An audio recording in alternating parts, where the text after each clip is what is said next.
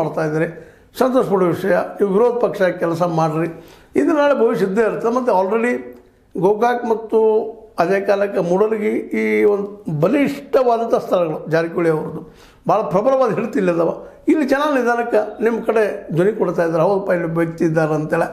ಯಾಕಂದ್ರೆ ಸರಿನೋ ತಪ್ಪು ಒಪ್ಪಿದ್ರು ಬಿಟ್ಟಿದ್ರು ಮಾತು ಬೇರೆ. ಗೋಕಾಕ್ ಮತ್ತು ಮೂಡಲಗಿ ಜೊತೆಗೆ ನಿಮ್ಮದು ಅಲ್ಲಿ ಬಾಜು ಇದ್ದಂಥ ಹುಕ್ಕೇರಿ ಬದಿ ಎಮ್ಕಂಬರಡಿ ಇದರಲ್ಲಿ ಅವರು ತಮ್ಮ ಸಾಮ್ರಾಜ್ಯ ಸ್ಥಾಪನೆ ಮಾಡ್ಕೊಂಡಿದ್ದಾರೆ. ಮತ್ತು ಜಿಲ್ಲಾ ಮಟ್ಟದಲ್ಲಿ ಮತ್ತು ಉಸ್ತುವಾರಿಯಾಗಿ ಸ್ವತಂತ್ರವಾದ ಮೀಡಿಯಾಗೆ ಬೇಕಾಗಿರುವುದು ಸ್ವತಂತ್ರ ಧ್ವನಿ. ಆ ಸ್ವತಂತ್ರ ಧ್ವನಿ ಉಳಿಸಲು ನೀವು ಮಾಡಬೇಕಾದದ್ದು ಇಷ್ಟೇ. ಅದೇನಪ್ಪಾ ಅಂತಂತಂದ್ರೆ ನಿಮ್ಮ ಕೈಲಾದಷ್ಟು ಸಹಾಯ ಈ ಚಾನಲ್ಗೆ ಮಾಡಿ ಹಾಗೂ ನಿಮ್ಮ ಧ್ವನಿಯನ್ನು ಕಾಪಾಡಿಕೊಳ್ಳಿ. ಅಂತ ಒಬ್ಬ ವ್ಯಕ್ತಿ ಅಥವಾ ಒಂದು ಕುಟುಂಬಕ್ಕೆ ನೀವು ಇವತ್ತು ಸವಾಲು ಹಾಕ್ತಾ ಇದ್ದೀರಿ, ಪ್ರಶ್ನೆ ಮಾಡ್ತಾ ಇದ್ದೀರಿ, ಇವತ್ತು ಜನ ಬಯಸ್ತಾ ಇದ್ದಾರೆ ಅಂತ ಅವ್ರು ಬೇಕು ವಿರೋಧ ಪಕ್ಷ ಅನ್ನುವಂಥದ್ದು.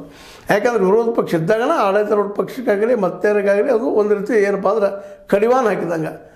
ಕಡಿವಾಣ ಹಾಕಿ ಇಲ್ಲಪ್ಪ ಈ ಜನರ ಸಮಸ್ಯೆ ಇದ್ದಾವೆ ಇದು ಹೋಗ್ರಿ ಅಂತ. ಇವತ್ತು ರೈತರ ಬಗ್ಗೆ ಇಬ್ಬರು ಮಾತಾಡ್ತಾ ಇದ್ದಾರೆ, ಖುಷಿ ಪಡೋ ವಿಷಯ.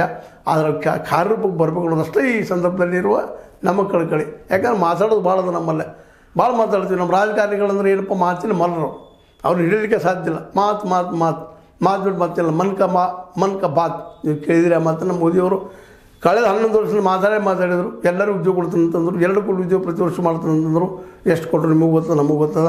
ಹಾಗೆ ನೀವು ಆಗಬಾರ್ದು, ನೀವು ಒಂದು ಒಳ್ಳೆ ನಾಯಕರಾಗಿ ಹುಟ್ಟಿ ಬರಲಿ, ಇಬ್ಬರು ಬೆಳೆದು ಬರಲಿ. ಮತ್ತು ರಮೇಶ್ ಕತ್ತಿ ಅವರಂತೂ ಇವತ್ತು ವಿರೋಧ ಪಕ್ಷವಾಗಿ ಬೆಳಗಾವಿ ಜಿಲ್ಲೆಯಲ್ಲಿ ಕಂಗೊಳಿಸ್ತಾ ಇದ್ದಾರೆ.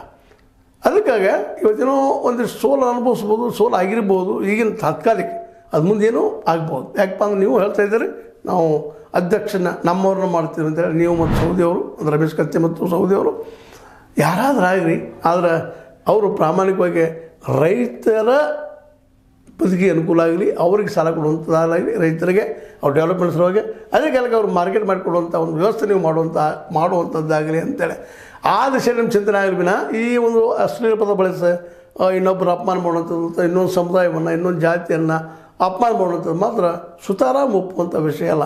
ನೀವು ಒಂದು ವೇಳೆ ಮಾಡಿದ್ದೀರ ಅದು ತಪ್ಪ, ಮಾಡದಿದ್ರೆ ಸ್ವಲ್ಪ ಷಡ್ಯಂತ್ರ ಅಂತ ಇದ್ರೆ ವಾದ ಮಾಡ್ತಾ ಇದ್ದಾರೆ, ಅದಾಗಿದ್ರೆ ಅದು ಸರಿ.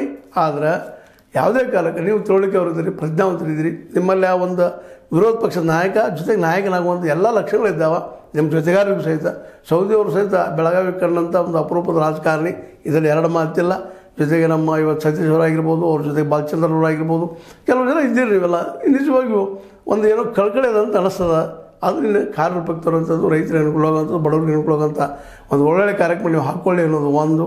ಅದ್ರ ಜೊತೆಗೆ ನೀವು ಸೌಹಾರ್ದವಾಗಿ ಕೂಡಿರಿ, ಬಟ್ ರಾಜಕೀಯ ಮಾಡೋ ಮುಂದೆ ಜನಪರವಾದ ಕಾಳಜಿ ಇಟ್ಟುಕೊಂಡು ಒಬ್ಬರಿಗಿಂತ ಒಬ್ಬರು ಹೆಚ್ಚು ಜನಕ್ಕೆ ಅನುಕೂಲ ಆಗುವಂಥ ಕಾರ್ಯಕ್ರಮಗಳು ನೀವು ಮಾಡಲಿ ಅನ್ನೋದು ಹೇಸಿತರ ಬಯಕೆ. ಈಗ ನೀವೇನಂತೀರಿ?